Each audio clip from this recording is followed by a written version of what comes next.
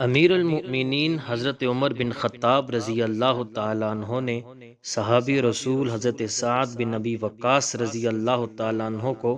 کوفہ کا حاکم بنایا تو اہل کوفہ نے امیر المؤمنین حضرت عمر بن خطاب رضی اللہ تعالیٰ عنہ سے ان کی شکایت کی، اور انہوں نے یہاں تک کہا کہ وہ تو اچھی طرح سے نماز بھی نہیں پڑھاتے۔